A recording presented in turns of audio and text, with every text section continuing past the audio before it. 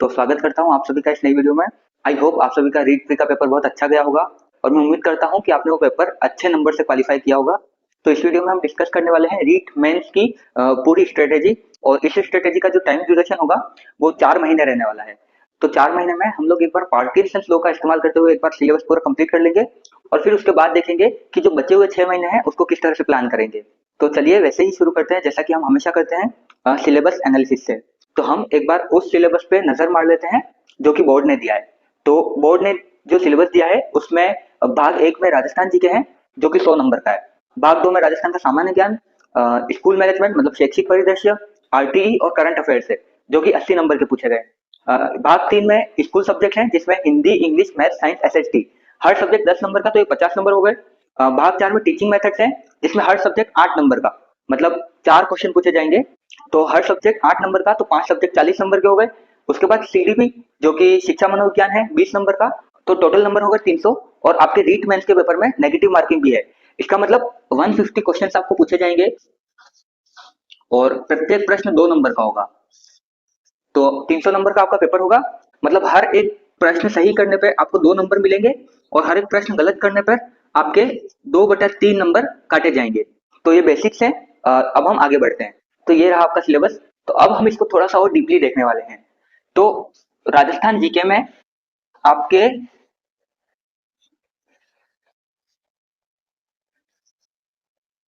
मैं यहाँ पे लिख देता हूँ क्वेश्चन कितने हैं। आपको 150 क्वेश्चन पूछे जाने वाले हैं जो कि 300 नंबर के होने वाले हैं। तो अब हम थोड़ा सा डीपली देखते हैं कि जो पिछला पेपर हुआ है उसमें किस सेक्शन से कितने क्वेश्चन पूछे गए थे। तो राजस्थान जीके वाले पोर्शन में ज्योग्राफी से 20 क्वेश्चन पूछे गए थे, हिस्ट्री से 6 क्वेश्चन पूछे गए थे, आर्ट एंड कल्चर से 16 क्वेश्चन पूछे गए थे और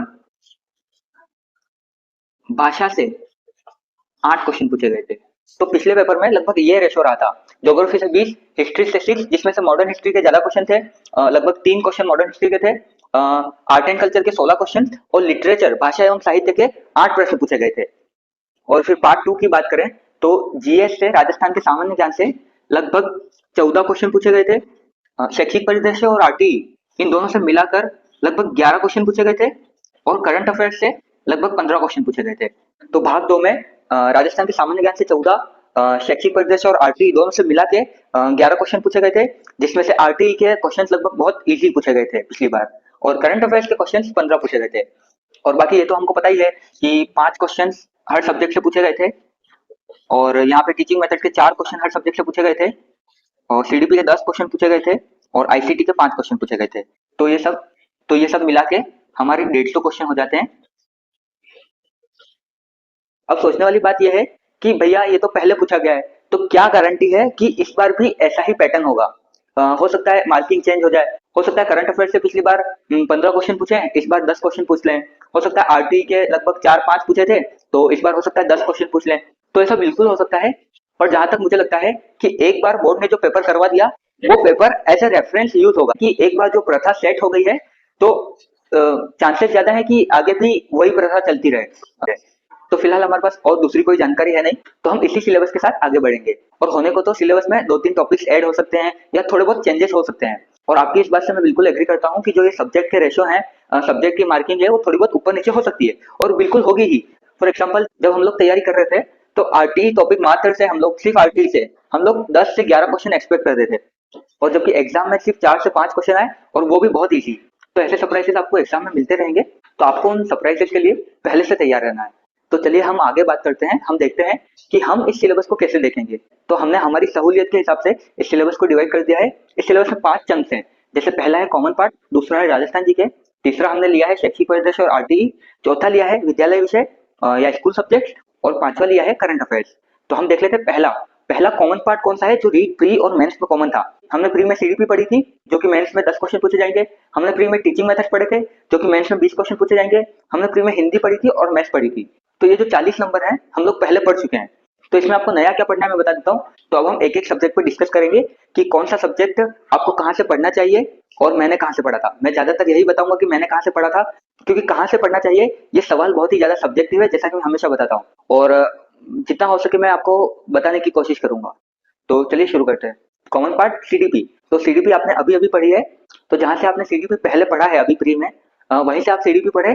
और इसमें एक टॉपिक और ऐड हुआ है, मनोविज्ञान, उसके अर्थ, कार्य एवं क्षेत्र। तो उस टॉपिक की पीडीएफ मैं आपको अवेलेबल करवा दूंगा, उसको आप अपने नोट्स में ऐड कर लीजिएगा, या आपकी जो भी बुक है उसमें प्रिंट निकलवा के ऐड कर लीजिएगा। तो सीडीपी में आपको इतना काफी है। आपने प्री में जो पढ़ा है उसके नोट्स, या जहां से भी आपने पढ़ा है, जैसे बहुत सारे लोगों ने परीक्षा विशेषांक से पढ़ा है, तो उसमें भी ये टॉपिक नहीं दिया हुआ है, तो उसकी पीडीएफ मैं आपको डिस्क्रिप्शन में दे दूंगा। तो सीडीपी का हो गया, यहाँ से हम राइट करते जाते हैं, डिस्कशन जिस चीज का हो गया उसको राइट करते जाते हैं। तो सीडीपी हमारी हो गई। अब टीचिंग मेथड्स। टीचिंग मेथड्स का भी वही है कि जहां से आपने प्री के लिए टीचिंग मेथड्स पढ़े हैं, वही आपको मेंस में काम आ जाएंगे। और टीचिंग मेथड्स के लिए मैंने जो बुक यूज की थी वो आपको स्क्रीन पे दिख जाएगी। और टीचिंग मेथड्स के लिए मैं फिर से वही कहूंगा कि आपने जहां से पहले प्री में पढ़ा है, वहीं से आप टीचिंग मेथड्स पढ़िए। और फिर है हिंदी और मैथ्स। तो हिंदी और मैथ्स, तो इन दोनों का भी प्री और मैथ्स का सिलेबस लगभग एक जैसा है। और मैथ्स में भी दो टॉपिक एक्स्ट्रा है।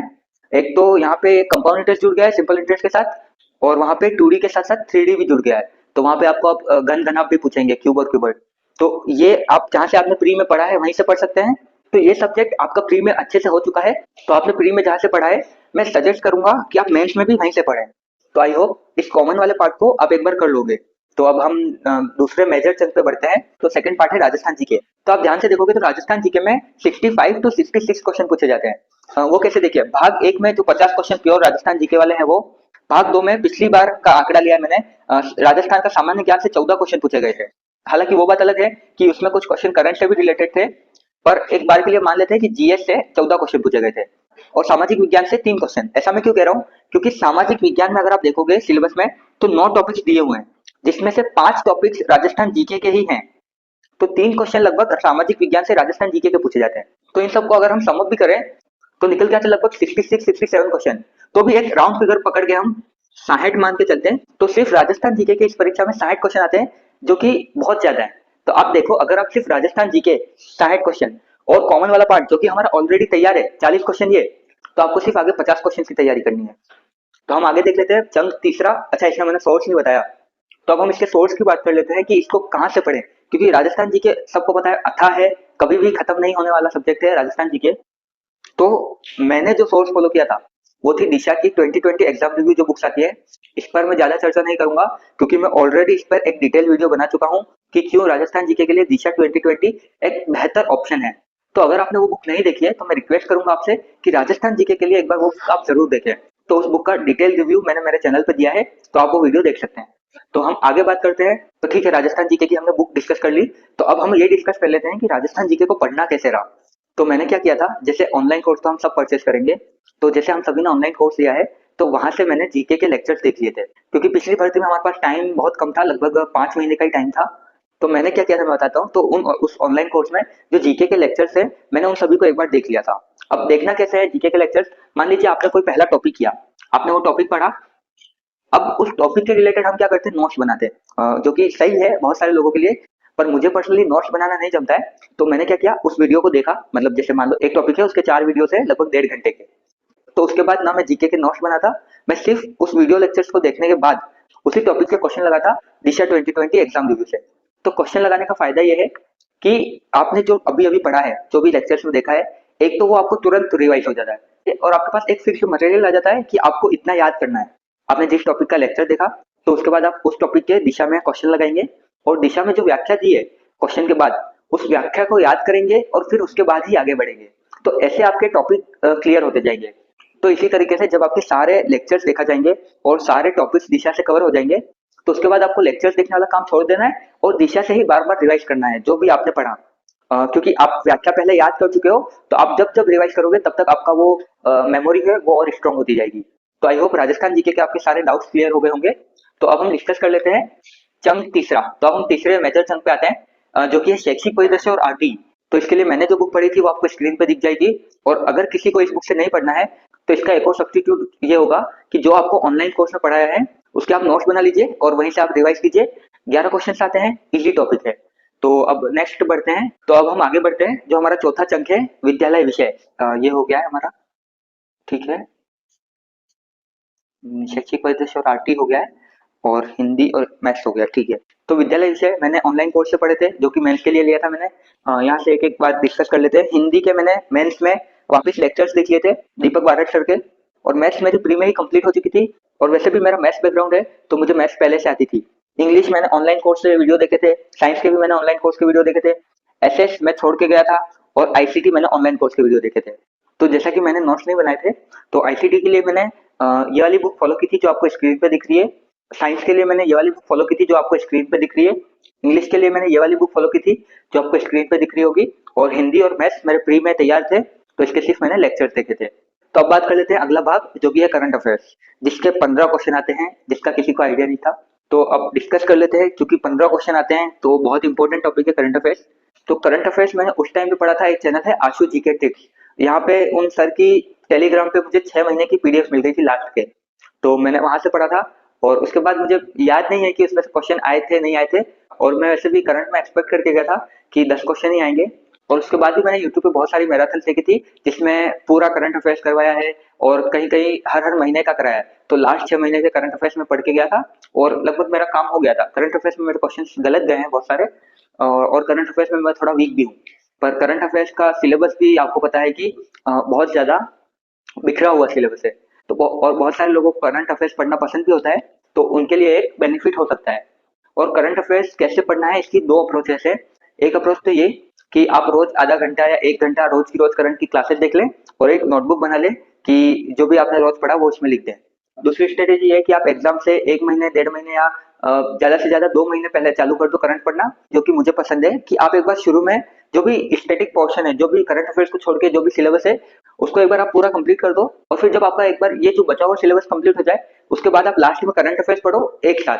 तो एक बात मैं आपको सजेस्ट करूंगा कि जैसे जो ये करंट की बुक आती है, मूमल और क्रोनोलॉजी, वार्षिकांक आती है इनकी, तो वो ना परचेस करके आप किसी टीचर के नोट्स परचेस कीजिए। जैसे यूट्यूब पे हैं कपिल चौधरी सर हैं, तो वो ज्यादा बेनिफिशियल रहेंगे। और एक बात और कि इस वीडियो में जो भी बातें हो रही हैं वो जरूरी नहीं है कि सब पे लागू हो। तो आप एक बार स्ट्रेटेजी देख लीजिए, उसके बाद आप इस स्ट्रेटेजी को अपने अनुसार मॉडिफाई कीजिए। आप खुद 1 दिन या 2 दिन बैठ के अपना खुद का एक पर्सनलाइज्ड प्लान डिजाइन कीजिए, जिसमें की चीजें आपके अकॉर्डिंग हो। तो अब मैं उम्मीद करता हूँ कि सिलेबस का स्ट्रक्चर आपके माइंड में सेट हो गया होगा। तो जैसा कि मैंने शुरू में बताया था कि कैसे हम इस सिलेबस को 4 महीनों में कंप्लीट करने वाले हैं। तो पहला सवाल तो ये आता है कि जब हमारे पास 10 महीने हैं, तो हम क्यों इस सिलेबस को 4 महीनों में कवर करें। तो इसका जवाब छुपा है पार्किंसंस लॉ में। आप जितना कम टाइम दोगे चीजों को कंप्लीट होने के लिए, उतने जल्दी चीजें कंप्लीट हो जाएंगी। और इसके साथ साथ मैं आपको एक बात और बता दूं कि ये सिलेबस आपका लास्ट तक भी कंप्लीट नहीं होगा। एग्जाम के 10 दिन पहले भी कुछ चीजें ऐसी होंगी जो आपकी छूट जाएंगी।